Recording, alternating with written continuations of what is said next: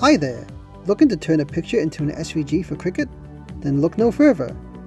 In this tutorial, we'll be looking at how to import an SVG file to the Cricut design space. Then, we'll go over a variety of methods to create SVG files in some familiar design tools.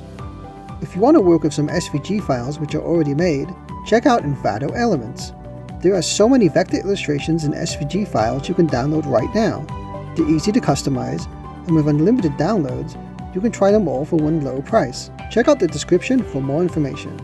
First, let's go over how to import SVG files into Cricut Design Space. Open up Cricut Design Space and select New Project from either the bottom left or top right. I'll be using a flower SVG file from Envato Elements, but any SVG file can also be used.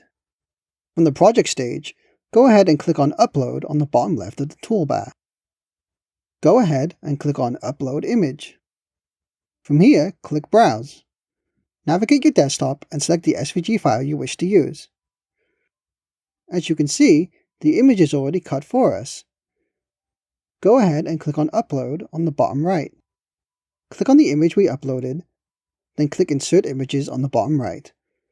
And there you go, an image that's ready to use for your project needs. From here, you can combine the shapes to form a single cut, or cut out all the individual shapes. So how do we create our own SVG files?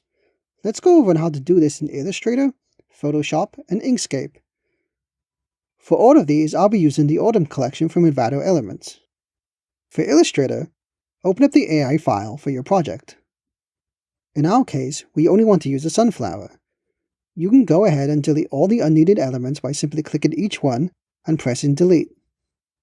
Now that you have the sunflower isolated, we can now save this as an SVG. To do this, go to File, Save As. Select SVG from the Format dropdown and select Save.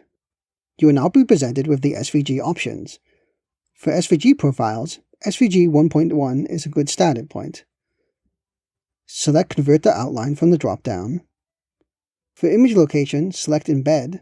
This will ensure any external images you use will be included as a single file. Now go ahead and click OK. Your image is now saved as an SVG file and is ready to import to your Cricut projects. Now let's take a look at this process in Photoshop. Open up your project file with Adobe Photoshop. In our case, we're using an EPS file, and it will need to be rasterized. If you see this, go ahead and click OK. Now we need to prepare our image. While we won't be retaining vector data with this image, we will want to isolate the elements we want and remove the ones we don't. Use the selection tools to remove all elements except the sunflower. Now go ahead and use the crop tool to isolate the selection further. Now go to File, Export As. This will bring up the Export As dialog window. From the Format selection dropdown, select SVG. Now go ahead and select Export to save your SVG file. Now for one last method, let's take a look at Inkscape. Open up your project in Inkscape. We'll be using the EPS file. You'll see a warning related to opening a PDF. Leave the default settings alone and select OK.